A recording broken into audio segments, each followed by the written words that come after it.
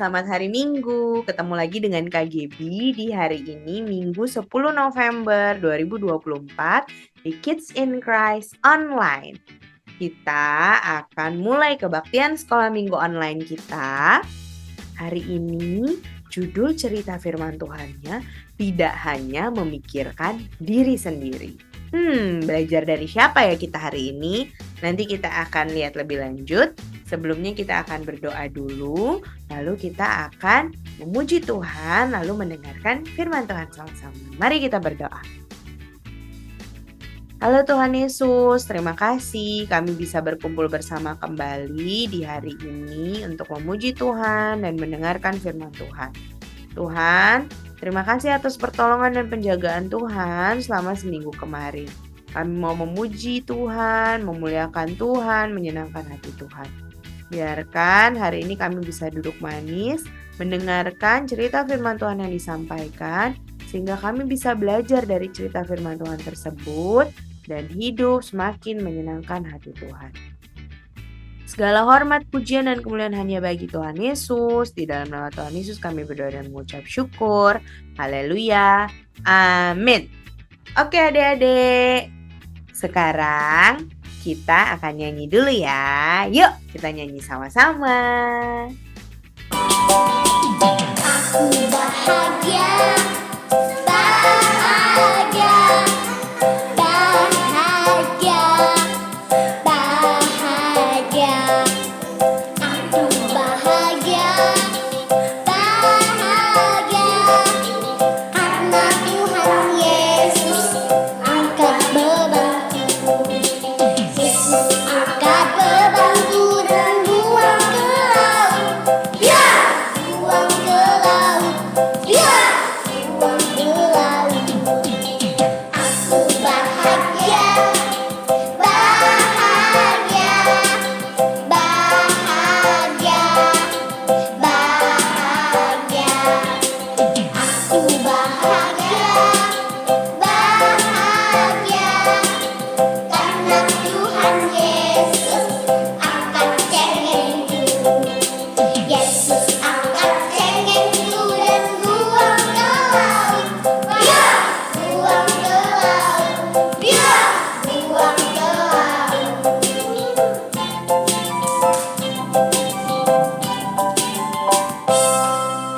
Aku bahagia, bahagia,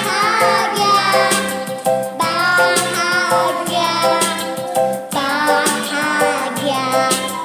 Aku bahagia, bahagia, karena Tuhan Yesus angkat takutku.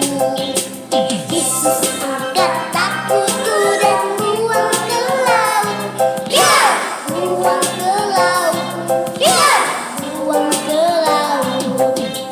Aku bahagia, bahagia, bahagia, bahagia. Aku bahagia, bahagia, karena Tuhan Yesus angkat dosaku. Yesus angkat dosaku dan buang ke laut. Ya, buang ke laut. Ya, buang ke laut. Oke adik-adik, kita sudah menyanyi sama-sama memuji Tuhan. Sekarang kita akan belajar firman Tuhan. Firman Tuhan hari ini masih tentang Paulus. Judulnya tidak hanya memikirkan diri sendiri. Kita mau belajar apa lagi nih ya dari Rasul Paulus ya. Kita lihat ya. Ayatnya dari Kisah Para Rasul 27. Adik-adik bisa baca di rumah, yang belum bisa baca bisa minta tolong orang di rumah buat bacain ya. Di Kisah Para Rasul 27 ini akhirnya Paulus sebagai tahanan dibawa ke Italia. Dibawanya naik kapal, lalu selama perjalanan dia diawasi oleh seorang perwira bernama Julius. Julius ini adalah anggota dari Kaisar. Kan Paulus sebelumnya mau naik banding ke Kaisar tuh di pelajaran sebelum-sebelumnya. Nah, ini adalah salah satu tentaranya Kaisar, dia yang bertugas untuk mengawasi Paulus. Akhirnya mereka berlayar ke Italia. si Julius ini sangat baik sama Paulus. Dia sangat memperhatikan Paulus, dia memperlakukan Paulus dengan baik. Nah, lalu dalam perjalanan mereka panjang, mereka sempat ganti kapal, mereka sempat berlabuh di suatu pelabuhan dan berganti kapal. Nah, setelah mereka naik kapal selanjutnya, tiba-tiba angin itu mulai bertiup dengan kencang. Sehingga perahunya geraknya susah, sangat lambat. Susah sekali majunya. Karena anginnya kencang, jadi badainya besar, ombaknya besar. Di sini siapa yang pernah naik kapal laut? Pernah nggak ngerasain kalau anginnya itu kencang sekali? Nah, ini saking kencangnya sampai perahunya atau kapalnya besar ya, karena muatnya sekitar 200-an orang lebih, itu tidak bisa berjalan dengan cepat. Lalu Paulus mengingatkan bahwa pelayaran ini itu berbahaya bagi semua yang ada di kapal. Jadi lebih baik menghentikan pelayarannya dulu. Tapi perwiranya ini, si perwira yang namanya Julius itu lebih percaya sama jurumudi dan nahkoda daripada kata-kata Paulus.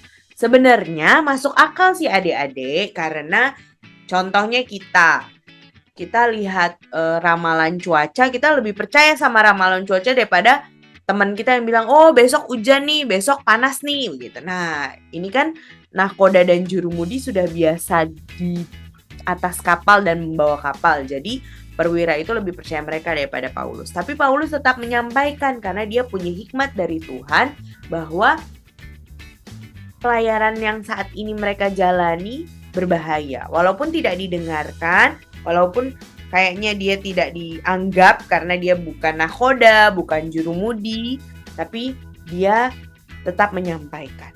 Tidak lama kemudian, angin yang tenang mulai bertiup. Sehingga orang-orang berpikir, oh sudah tenang nih, sudah boleh melanjutkan perjalanan. Mereka tidak mendengarkan Paulus. Mereka melanjutkan perjalanan mereka. Tiba-tiba angin kencang kembali bertiup. Semakin kencang. Sampai hari ketiga mereka harus membuang barang-barang yang di kapal. Karena ombaknya besar sekali. Daripada perahunya tenggelam, lebih baik mereka membuang barang-barang yang di kapal.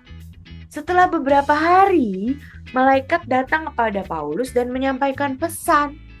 Lalu, Paulus menyampaikan pesan tersebut kepada orang-orang yang ada di kapal. Paulus menyampaikan pesan malaikat Allah bahwa semua orang yang ada di kapal itu akan selamat. Jadi mereka tidak perlu takut.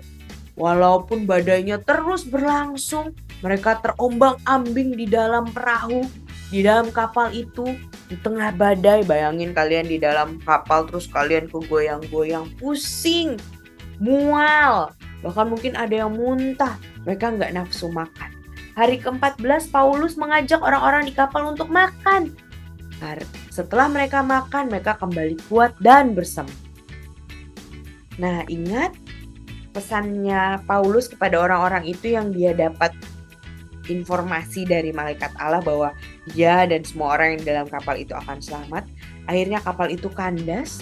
Tahanan-tahanan itu hampir dibunuh oleh prajurit-prajurit karena mereka takut tahanan-tahanan itu akan kabur, karena tahanan-tahanan itu kan orang-orang jahat ya. Paulus memang tidak, tapi kebanyakan orang jahat, penjahat-penjahat. Tapi perwira yang mendampingi Paulus itu ingin menyelamatkan Paulus, sehingga dia bilang tidak usah ada yang dibunuh, sehingga tidak ada yang dibunuh dan semua orang di kapal itu selamat, seperti pesan malaikat Allah kepada Paulus. Nah, kita mau belajar nih adik-adik hari ini dari Paulus. Apa ya yang kita bisa pelajari dari cerita ini? Yang pertama, Paulus dengan hikmat Tuhan menyampaikan pendapat yang benar untuk tidak melanjutkan perjalanan karena cuaca yang buruk. Walaupun orang tidak percaya kepada dia tetap menyampaikan yang benar. Jadi kita belajar untuk tetap menyampaikan sesuatu yang benar walaupun orang-orang tidak percaya sama kita. Yang kedua, Paulus tahu dia pasti selamat karena ada malaikat Allah yang berbicara pada dia. Tapi dia tidak menyimpan pesan baik itu untuk diri sendiri, namun dia menyampaikan kepada orang lain juga, sehingga mereka berkurang takutnya. Belajar dari Paulus yang kedua untuk menyampaikan pesan baik yang kita miliki kepada orang-orang.